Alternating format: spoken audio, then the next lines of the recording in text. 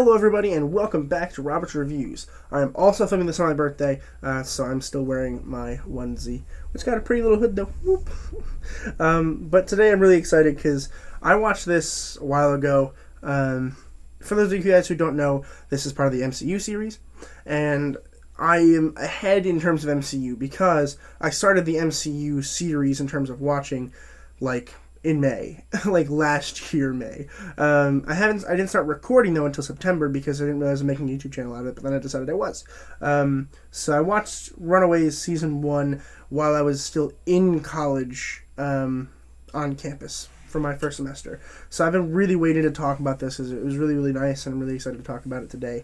I'm going to try to keep it short. It's a long show. It's only 10 episodes long, but there's a lot going on. This is going to be a non-spoiler review for the most part, so you guys are safe watching it here. It is available on Hulu, free to subscribers, so if you guys have Hulu, you can watch it there, at least for now, until the rights get taken away, and then it might be on Disney+. I'm not sure. This does scream kind of Disney, so maybe it'll be there. But today we're going to be talking about Runaways Season 1.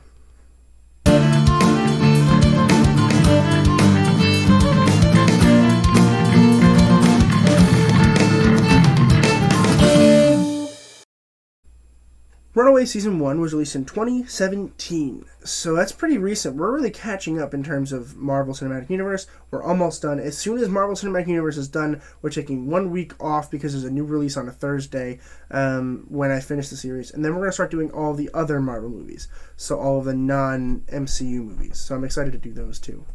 But that is far down the road, and today we're going to be talking about Runaways. I'm really excited about it because it's a show that I really didn't know anything about. I never heard about the Runaways.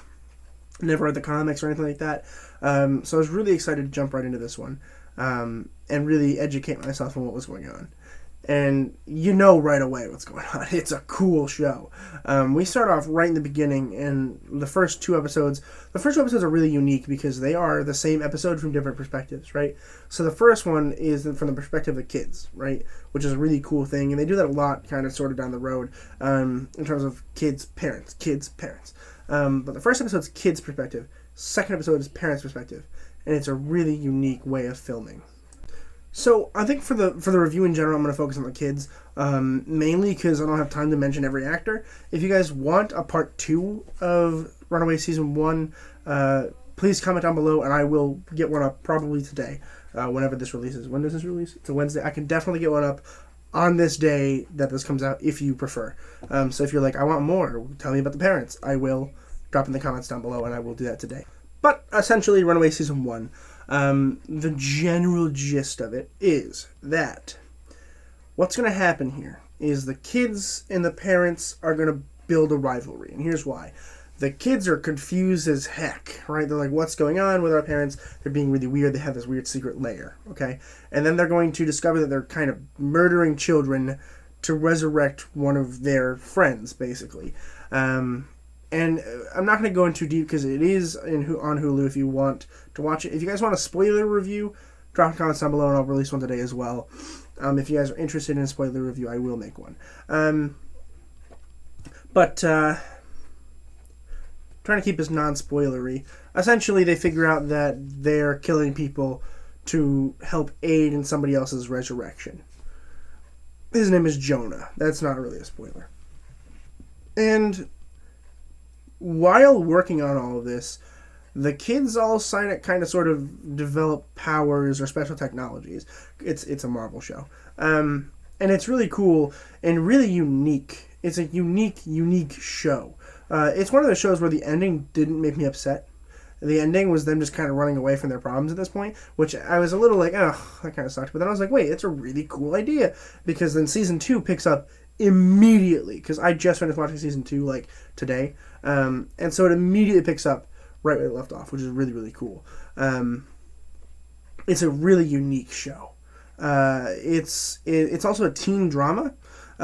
Just throwing that in there. It's a teen drama, and I like teen dramas. I love John Green and all of them. Maybe I'll do a John Green video soon. But really, really solid. Really, really excited. for season 3. It's already out. I just haven't seen it yet because it's not in order. I'm watching it all in order. But season 1 in particular was really unique. Season 2 was good. I don't know if it was necessarily as good. There were elements that were better. There were elements that were worse. But season 1 overall was a really, really well put together, thought out piece of television. There were some issues that I had with it, like pacing was kind of back and forth. The middle episodes were kind of weird, where like I don't know if they necessarily knew where they were going in some certain areas. Season 2 felt more rigid in terms of we know what we're doing. Season 1 felt more loose, where it was like we're not really sure where we're gonna go here, but that's okay. I'm going to go ahead and start talking about the actors, and while I talk about the actors, I'm going to talk about their characters and their powers. I'm only going to talk about the kids here. If you want video on their parents or whatever, drop the comments down below, and I'll release it today. I'll get right to filming as soon as I see the comment, all right? Cool. First, we have Renzi Feliz as Alex Wilder. I'm not sure if that's how you pronounce it. A lot of these are kind of hard to pronounce, but that's okay. I do believe I pronounced it correctly. I'm not entirely sure, though. So, Alex Wilder is probably my favorite character in the Runaways so far. He's a tech nerd, okay? So he can, like, hack into computers and all that stuff. And his parents are kind of cool. They're kind of not cool. Their main thing about the parents is, like, they house the secret lair, which they don't actually use at all in Season 2, which kind of confuses me, but whatever. I think Alex is really cool because he doesn't really have a superpower. He's just an everyday kid, and of course he's in love with one of the characters, but they don't love him back. And he's just really, really special, I think, because it shows that you don't need to have a superpower to be a superhero, right? If you're super smart at computers, that can be your superpower. If you can solve a Rubik's Cube in like 3 seconds, that could be your superpower. Stan Lee is really creative in terms of Marvel and creating Marvel characters that show that, you don't have to be a superhero to be a superhero. All the creative members of Marvel are like that, which is why I think Marvel is so unique in terms of characters. I think Alex Wilder is a really, really fun character. I hope we get to see him in the MCU at some point. This is technically canon. It's also technically not canon. I am including it in the MCU review because at the time of release, it was a part of the MCU.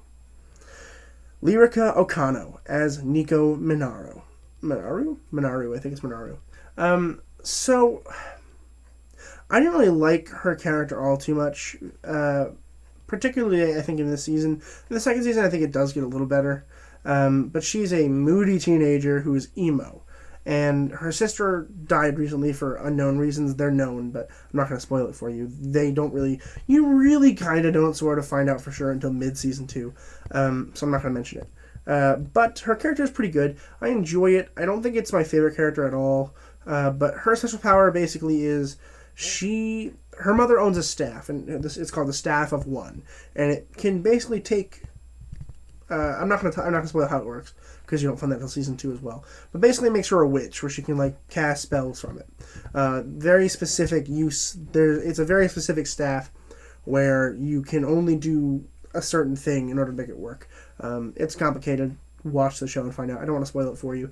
Again, if you want to spoil a review, I will do one. I think her character is okay. I don't really like it very much. It is a very strong staff. Her parents are just really weird and don't really care about her. And it's complicated. But she also is a lesbian, which gives more drama to it. I really like the fact that she's a lesbian, and she falls in love with Carolina. And Virginia Gardner plays Carolina Dean. Now, Carolina is a religious person, so she grew up in a church. But it's a special church. It's not like Christian or anything. It's just a special church. I think it's called Geborum is the church. And basically what's secret about Geborum is it is the church that is basically praising Jonah and all of his special weird sci-fi people. It's complicated. But her parents are weird because one of her parents isn't really her parent. I'm not going to spoil what it is, but they love Carolina, but it's a complicated relationship. But Carolina wears a bracelet. And she's always worn it because she's always been told to wear it by her mom because it symbolizes her faith. One day she takes it off and she starts glowing. And she can like shoot these like special glowy things out of her hands and stuff and basically use light as power. Not quite the way that you can in Cloak and Dagger, but sort of similar in terms of light coming out of her. I think she's a really, really cool character. I like her a lot. And I do like that she's in a relationship with Nico, which progresses even into season 2 really, really well. And I think it's a really, really fun character, and I hope we can see her in the MCU at some point as well. Ariella Bearer as Gert Yorks. Gert, I never really liked Gert. I really don't still now, even after season 2. She's not my favorite. She doesn't have any powers or anything, but she has a dinosaur that she can control and feel, which is pretty cool. Then they pull an all-out E.T. bullcrap on me in season 2, which is fine, but I don't really need that. I think she was fine, and she is in a relationship with Chase. Now, Greg Sulkin plays Chase Stein, and Chase is probably my second favorite character. He's really cool, and he's also very techy in terms of building with his hands and stuff like that. So he builds these things called the Fisticons, and you can shoot lasers out of them, and they're really cool. And I think he's one of the better dramatic actors, I think, in this show, where he doesn't rely on jokes. He's just very dramatic and very, very well done. I liked the character a lot, and I liked the actor a lot, and I hope I get to see more Greg Sulkin in the future, because he's really, really good, particularly in season 1 here, where he has a lot of relationship issues with his parents, which kind of stem from his dad being a very bad person. Allegra Acosta, I think it's Acosta, as Molly Hernandez. Molly also has never really been my favorite. She is stepsisters to Gert, because her parents died in a burst at an energy lab, sort of. And essentially, she has super strength, but she can only use it sometimes because she gets tired really quickly, because she has been basically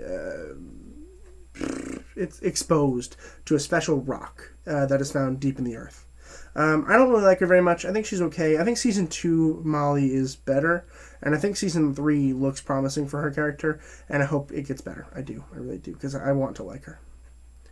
And finally, Julian McMahon as Jonah. Jonah is not a kid, but I figured I'd mention Jonah because he's the main bad guy. And essentially, with Jonah, we find out a really big secret at the end of the show, the season. I'm not going to tell you what it is because it's a secret. But Jonah's really cool. I'm not going to tell you his powers because it gives something away, but it's pretty cool. But he is basically an alien, and he is trying to dig into the earth to get to this oil. You think it's an oil or a natural resource that can basically help the land.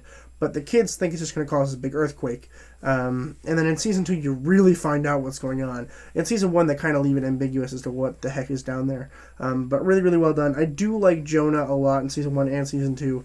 I don't think he's going to be in season 3. But we'll see, I guess. Anything's possible. But I do like the actor. I think it's really, really solid. I think the whole show in general is very, very solid in terms of acting and drama and all the fun jazz. I really think it was well done. And I can't wait to watch season 3. It's going to be a really, really, really fun show. If you haven't seen it yet, please consider watching it. It's on Hulu. It's a lot of fun. And I'm going to go ahead and give this season an A. I gave it an A because of the pacing and some of the minor issues that I had with it in terms of continuity and stuff like that. But overall, really, really fun to watch. And I believe it is only... Well, I think the first season is only 10 episodes. I think the second season is 13, and I think the last season is back to 10, but I don't remember for a fact. I think it's 10 episodes, though, the first season. So please consider watching it. It's really fun, and I would recommend it to a friend. But please consider subscribing. It's a huge, huge help. We're really growing the channel where we're going to be spreading out more and more. I'm going to start doing daily uploads in terms of Saturday and Sunday as well, with some video essays and some lighthearted topics that people seem to like that I talk about. If you guys like it, I'll keep doing more. And of course, Monday through Friday always are going to be movie reviews. New releases when they come out. Let's see, what do we got coming up? Looks like this week, The Vault comes out on Friday. Hopefully able to watch that. And then Godzilla vs. Kong on Wednesday. We are doing a MonsterVerse series starting on Sunday. So make sure you guys are looking forward to that. I'm really excited about it, so you guys should be too. But I think that's gonna be it from me today. And as always, keep watching movies and television. Stay educated. And I'll see you guys in the next video.